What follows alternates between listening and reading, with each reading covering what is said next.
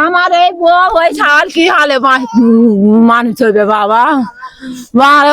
আমার চারপাশে দেখতে পাচ্ছেন যে এখানকার আকাশ বাতাস একেবারে ভারাক্রান্ত হয়ে গিয়েছে।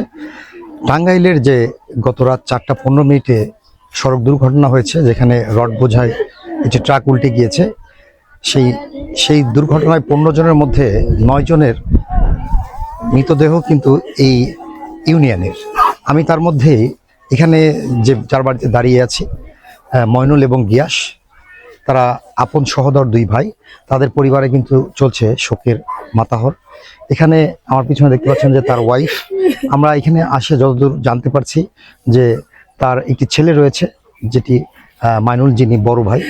তার স্ত্রী এখানে অন্তঃসত্ত্বা 5 মাসের, এমন একটি পরিবার। এবং আমরা আরও জানতে পেরেছি যে তার বাবা মা 2 জনই প্রতিবন্ধী মানুষ। তাদের পরিবারের একমাত্র উপার্জনক্ষম ব্যক্তি তারা ছিল। তারা কিন্তু একটি সড়ক দুর্ঘটনায় নিহত হয়েছেন। আমি একটু আপনাদেরকে সার্বিক পরিস্থিতি দেখানোর চেষ্টা করব যে এখানকার পরিবেশ একেবারে ভারাক্রান্ত। আমি বর্তমানে দাঁড়িয়ে আছি মাইনুল এবং গিয়াসের বাড়িতে।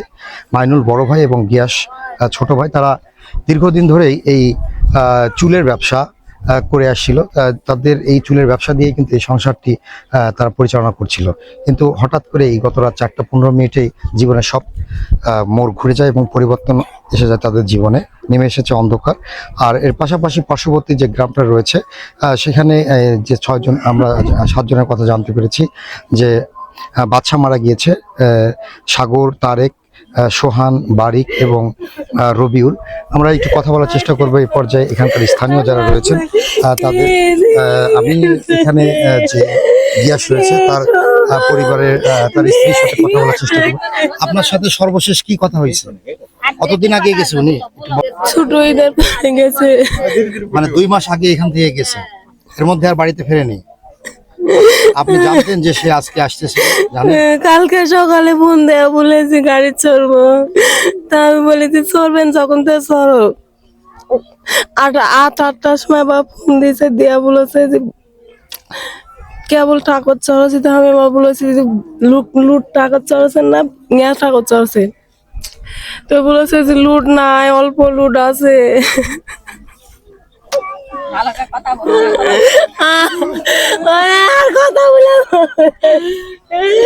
এমন একটি মর্মান্তিক পরিস্থিতি এখানে বিরাজ করছে।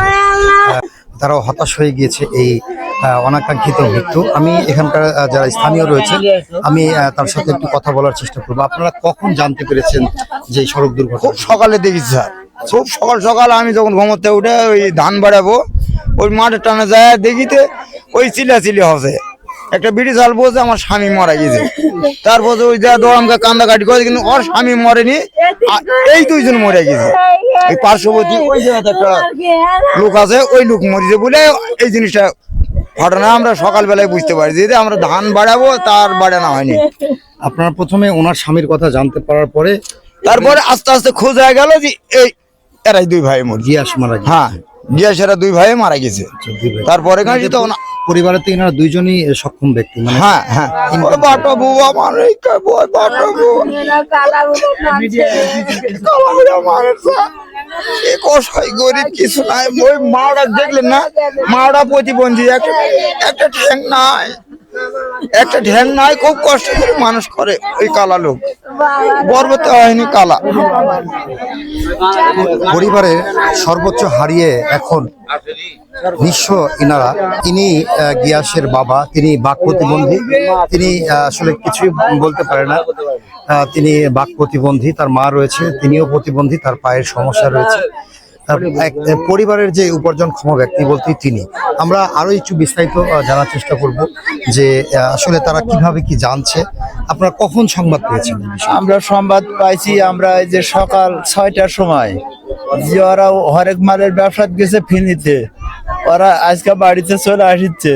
কিন্তু ফজরের টাইমে মানুষ বাড়ায় শুনিচ্ছে কি ওই দুই ভাই মারা গেছে মাইনুল গিয়াস, তখন থেকে মানুষ হতাশ, মানুষের মাঝে শক্তি কোনো নাই। আর পরিবার এমন পরিবার যে পরিবারে তাকানোর মতো কেউ নাই, একটা কালা বাপ ছাড়া আর প্রতিপদী মা ছাড়া। তো ওর দিকে আপনারা সর্বদিক দিয়ে সহযোগিতা করবেন এই আশা কামনা করি আপনাদের কাছে। আমরা মায়ের যে আর্তনাদ সেটি আসলে এখানকার আকাশ বাতাস ভারী করে তুলেছে, যেটি বলার কোনো ভাষা নেই। এতগুলো ব্যক্তি একবারে নিহত, এটি এখানকার মানুষ কিন্তু একেবারে শোকাহত, যেটি বলার মতো না। একই ইউনিয়নে পার্শ্ববর্তী গ্রাম, এটা কিন্তু মৎস্যজীবী পাড়া, যেখানে নিম্ন আয়ের মানুষ বসবাস করে। জীবনের তাগিদে ভাগ্য পরিবর্তনের জন্য তারা গিয়েছিল সেই নোয়াখালীতে, কিন্তু ফিরে আসলো সাদা কাপড়ে লাশ হয়ে। আমি তার মায়ের সাথে একটু কথা বলার চেষ্টা করব। বাবা, আপনার যে সন্তানেরা সর্বশেষ আপনার সাথে কবে কথা হয়েছে?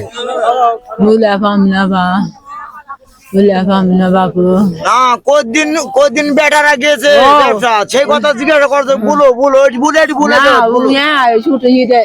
ও তার মধ্যে আলো না আছে, থাকলো থাকে ব্যবসার যাবে হাঁক গুলোতে মা আমাকে টাকা পয়সা দিতাম বলছি নাই গো, এইগুলা বাবা যাবে না, তাকে আবার শহরে বাইর যাবে না কো, আমার বিটি গুলোতে শহরে বাইর যাবে না, আমিও বকছি বিটিও বকছে বকে বাবা বাইর থেকে গেল শহরে বাইর থাকে, শহরে বাইর থেকে ছোট বেটা বা মোবাইলকে ডাকিতে ভাই এলো ব্যবসা হচ্ছে, ব্যবসা চলো তো বলে তো তুই আই ফেরি ঘাটো।